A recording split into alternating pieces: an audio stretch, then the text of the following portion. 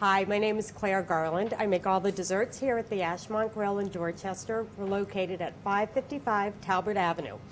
One of our most popular desserts is my mother-in-law's carrot cake, which she started making years ago for every holiday, and I sort of stole it.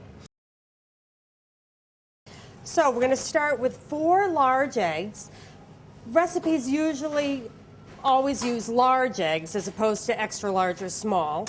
I'm just going to break these into a mixer. You can do this by hand. You don't need any equipment for this cake, which is another great thing about it. And I'm going to add 2 cups of light brown sugar. Mix that up together. And then add 1.5 cups of canola oil. This cake also makes wonderful cupcakes. I make a lot of those here too. You can make it in a sheet cake too. And as soon as that is mixed together, the eggs and the sugar's all broken up, just slowly pour in your oil.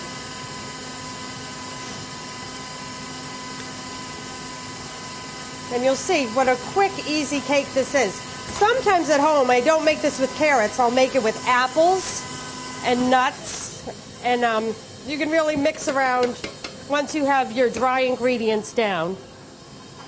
And my flour is right here.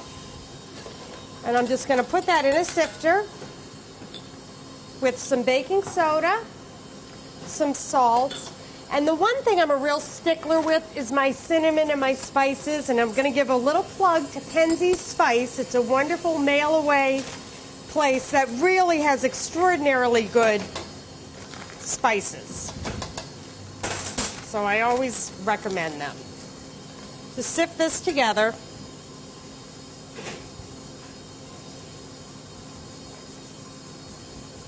Now you'll notice there's some salt in that.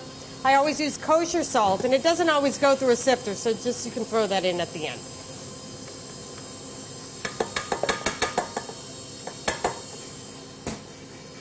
You let that mix together. When you're baking cakes, a very important thing to do in cakes and cookies is always scrape your bowl after making an addition of something. You don't want a clump of something stuck in the bottom of your bowl, and depending on your mixer, you can get one. So this mixer, I just lower it, give it a little stir just to make sure everything's evenly mixed. It's more important in a butter cake because you can get a big blob of butter on the top of your cake when you empty the bowl, and that will just sink in and make a big mess. And I'm just going to add 3 cups of carrots. You can also add nuts to this. I don't add nuts, but you certainly can. 1 cup of golden raisins. You'll see there's a lot of healthy things in this. 1 cup of fresh pineapple and 1 cup of sweetened coconut. And that is all there is to the cake. It is so easy. Now here, we make this in 3 9-inch cake pans, which I have just greased and papered. And this doesn't make really thick layers, but you'll see that it's a very tall cake at the end. I always like using a scoop because you can sort of divide things pretty evenly, and so they bake evenly. But never set the timer for when the recipe says. Set it about 10 or 15 minutes early, 10 or 5 minutes early, just so you can look at it to make sure. Sometimes the back of your oven's hotter, so you have to rotate your cake. It just gives you a little bit more safety. Now we're going to make the frosting for the cake. This might be the favorite part of carrot cake. I think I could probably just sell bowls of frosting and people would be very happy. I make a generous amount of frosting. So I have here 6 ounces of unsalted butter, and I'm going to cream that and add 12 ounces of cream cheese. It's always easier to have these ingredients out for a little while before you use them so you get a very smooth frosting. And I'm just going to throw in the cream cheese, and you can see it's nice and soft. It's not melted, but it's a nice temperature. The other thing that is in here besides confectioner sugar is vanilla. And with vanilla, you always want to use a pure vanilla extract. Never, ever, ever use an imitation vanilla. The flavor of it will just linger for days, and you won't really enjoy it.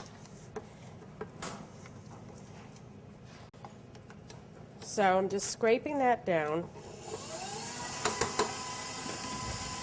And this is going to get about 2 to 3 teaspoons of vanilla extract. So I'm going to mix that in. Put the mixer on low, and then just put in my confectioner sugar. I don't have to sift it.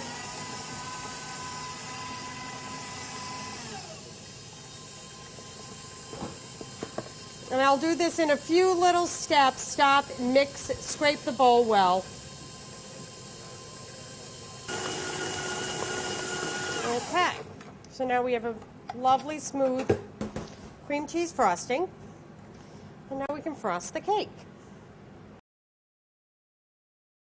Okay, the cakes are all ready to be frosted. And I'll show you why I love parchment so much. You can just take your cake and put it onto a platter. I use a cardboard here. But look, it comes right out. There's no struggling. And you have your cake right there ready to frost. I do this cake in 3 layers, and there really is a reason for that. People want as much frosting with every slice as they can possibly handle, and that's why. You can do it in 2. You really can. If you do it in 2, though, it will be a thicker cake, and that means it's going to take longer to bake. If you use a smaller pan, you have to adjust your baking temperature. A larger baking surface is going to take less time to bake. So that's why I say read your recipe in the beginning, because you might make adjustments. So again, a scoop comes in really handy. And I use about 1.5 scoops in between each layer. And notice I put it in the very center in a big mound. That way I can pull it out without touching the surface of the cake. So I'm not going to get crumbs. And to make this really old school homey, I don't frost the sides. Plus, that would be like just so much frosting. Even I would say stop. So we'll just do it like that. Pop another one on. Now, parchment for cookie trays, for anything that could possibly stick, is wonderful. And you could decorate this with a pastry bag and make it fancy looking, but I just do it in a very simple way. My first job, I worked in a bakery that we did a lot of wholesale, so we had to frost tons of cakes. And you didn't really have time to use a pastry bag.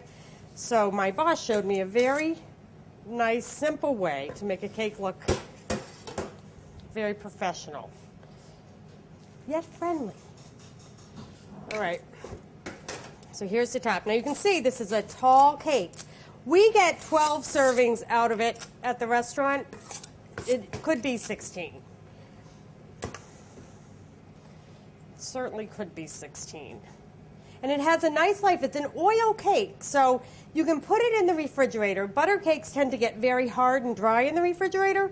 What's nice about this is I serve it cold. It's almost like a cheesecake quality without being a cheesecake, because it's cold cream cheese. If you're going to serve it at room temperature, you certainly can. Just don't leave it out for too long. You want to refrigerate it. Any leftovers. All right, so I have a nice layer of frosting on the top, and I'm switching to a littler spatula. You certainly don't have to, but it makes it a little easier. And a turntable is just a great thing to have. And all I'm going to do is spin it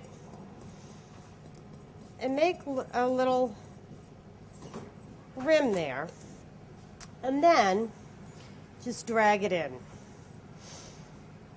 And this way I can mark the slices so at night they know how big to cut them. It's nice to, when you put a big cake out, that people know what's in it, especially if there's nuts in it. You always want to put a nut on the outside so people are aware what's in it. I put everything that's inside on the outside as a little garnish. The only thing I don't do is I don't put the golden raisins, because really, who wants to just bite into a raisin that's not cooked? I don't do that, but you could do that. So I just do a little rim of coconut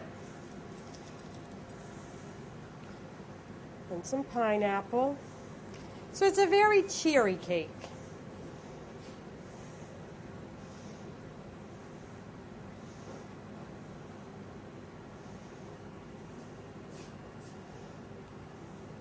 And I put a little bit of the grated carrots on the top.